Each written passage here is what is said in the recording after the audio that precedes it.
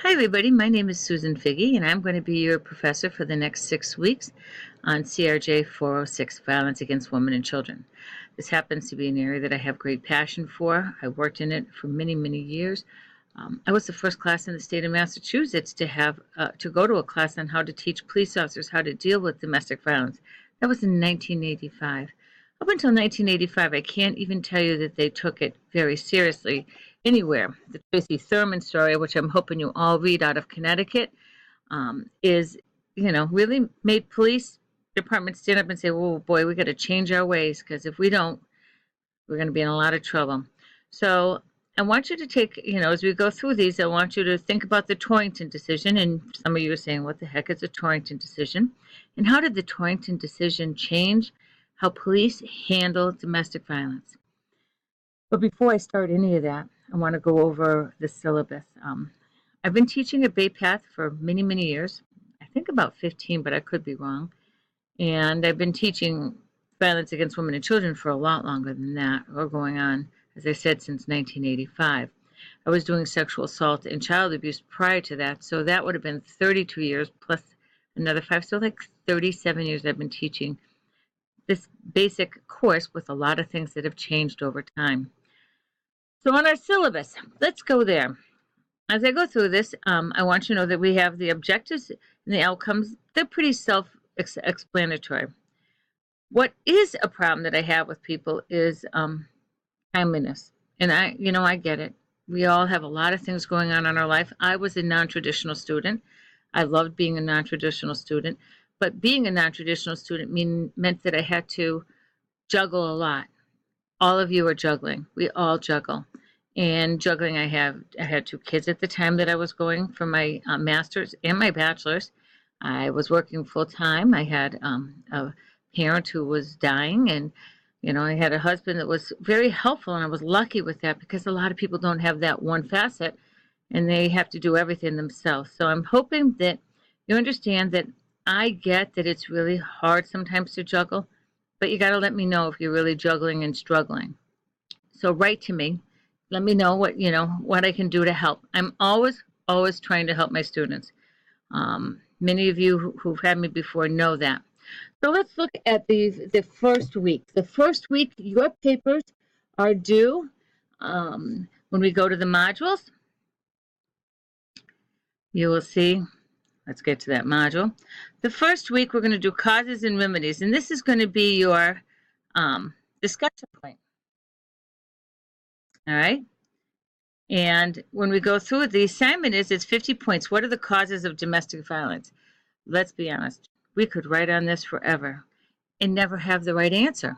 Or we could have what we think is the right answer, but there's so many answers that it's like, what is the correct one?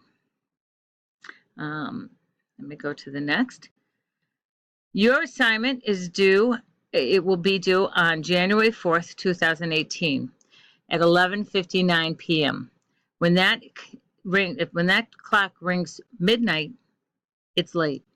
And if it's late, you will receive points off. Every single day that it's late, you will receive points off. If you go over your syllabus will cover that as well. What is considered late?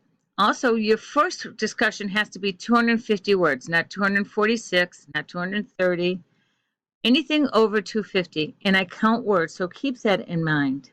All right. Keep all of that, in the back of your head that I do keep that. If we go about when things are when they're due in, you must have your work in at 11:59.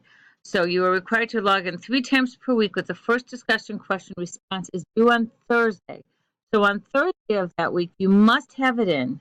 Now the 4th is, what day is the 4th on? Let's look at that. The 4th is a Thursday, 11:59. The rest of your responses, they don't have to be in until Saturday at 11:59. All right. So when we look at those responses, we're going to say to yourself, okay, so Saturday, 11:59 p.m., I need the rest. You have a paper that's due as well. So let's go look at the paper. The paper will be, and it's not a paper. Sometimes I go to I go to PowerPoints. But it pretty much will spell it out to you what I need done.